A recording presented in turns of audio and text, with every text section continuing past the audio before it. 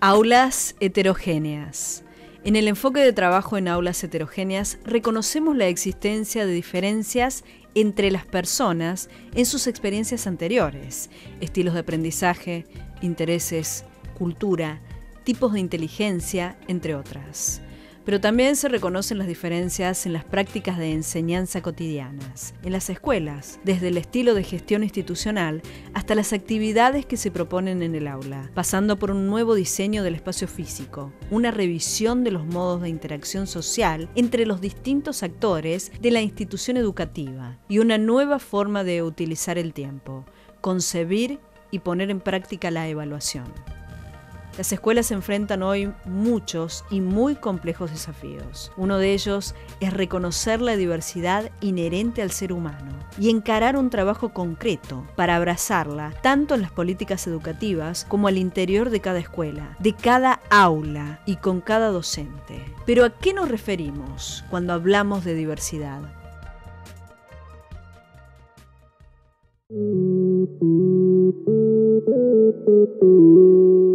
Muy bien, y después de ver el informe, ahora sí vamos a comenzar con esta charla tan interesante.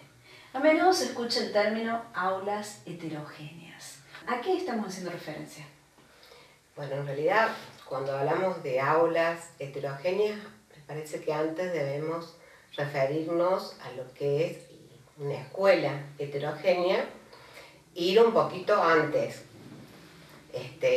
¿A qué hablamos cuando hablamos de una escuela o de aulas homogéneas? Cuando hablamos de escuelas homogéneas, hacemos referencia por el año 1880 con Sarmiento, al comienzo, justamente cuando el objetivo o lo que se buscaba era unificar o homogeneizar para lograr un proyecto de nación, tanto en lo político como en lo económico, en lo cultural, y para eso un poco el objetivo estaba en la educación. La intencionalidad era homogeneizar las mentes. Entonces, bueno, todos los sujetos son educados como si tuvieran un mismo ritmo, una misma capacidad, de la misma manera. A partir de entonces, ya hace varias décadas, distintos autores empezaron a hablar de la heterogeneidad. Cuando hablamos de heterogeneidad, hablamos de variedad, hablamos de multiplicidad o hablamos de diversidad. Es decir, cuando hablamos de diversidad, hablamos de que hay dos o más versiones de una cosa. Tan diversos como cada individuo, ¿no? Exactamente. Podemos decir que todos somos iguales como seres humanos, pero de ahí en más todos tenemos una historia que sí muy singular. Tenemos una familia, un medio social, cultural, que nos hace únicos e irrepetibles. Cuando hablamos justamente de aulas heterogéneas, es que tenemos tanta heterogeneidad como alumnos existen dentro de un aula. Antes el concepto de diversidad, es decir, vino de diferentes perspectivas. Lo diverso primero es un poco tomado desde lo problemático. Cuando había un problema se decía, hoy tengo una diversidad en el aula, para decir tengo distintas problemáticas. Y después entró en la Argentina la diversidad desde la pobreza.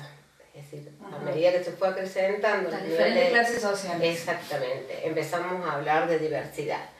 Y en este momento, cuando empezamos a hablar del término inclusión, nos damos cuenta que la heterogeneidad hace referencia a esta diversidad de intereses, de necesidades, de capacidades, de familias, etcétera, etcétera. Entonces, cuando hablamos de aulas heterogéneas, hablamos de cada una de las singularidades y hablamos de aulas y escuelas inclusivas. Para hablar de inclusión, un poco es tener en cuenta a todas y todos los alumnos en el proceso de enseñanza-aprendizaje. No Es sé si más quedó complicado, claro. sí, sí, perfectamente. ¿Es más complicado enseñar de esta manera o es más simple? Enseñar en aulas heterogéneas. Porque para el profesor es un reto, ¿no? Sí. Y para la institución, obviamente. Sí. Para el profesor es un desafío. Yo creo que enseñar hoy requiere del docente que ponga mucho más de él que antes, porque hablamos de diversidad desde la globalización, de diversidad de familias. La tecnología ha tenido un gran impacto en todos, más en los niños y en los adolescentes. Sí, en las nuevas generaciones. Exactamente. La figura del docente no tiene la misma autoridad ni el mismo lugar que tenían antes. En mi época hablábamos de la señorita o hablamos del profesor y era palabra mayor. Ahora muchas veces desde la familia, desde los medios, desde la sociedad, el docente es cuestionado. Entonces, por supuesto que enfrentarse, o no enfrentarse, afrontar. ¿Está mal o bien eso? ¿O nos pasamos de un lado hacia el otro? El cuestionar la figura del docente, sí. Me parece que está mal. Me parece que hay que estar en las aulas para saber lo que es. El docente, la escuela necesita ser acompañada por la familia. Liliana González siempre dice que familia y escuela debe formar una sociedad de responsabilidad limitada, pero hoy el docente, si no tiene vocación y pasión, es muy difícil. Antes la palabra de lo que decía la seño no tenía discusión. Si la seño te había retado, era por algo que habías hecho mal, y ahora no es así. Sí, lo bueno también me parece interesante que nosotros nos cuestionemos nosotros mismos como docentes todo el tiempo.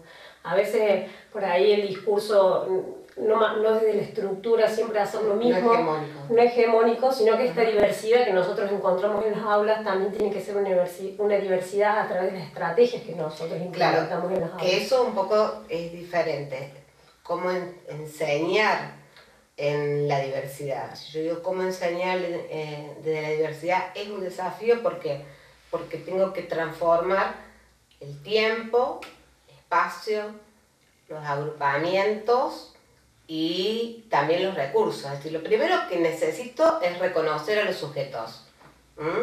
Saber que no solamente están presentes en el aula, sino que tienen una existencia en el aula. Poder reconocer a cada uno en sus capacidades, en sus formas de aprender.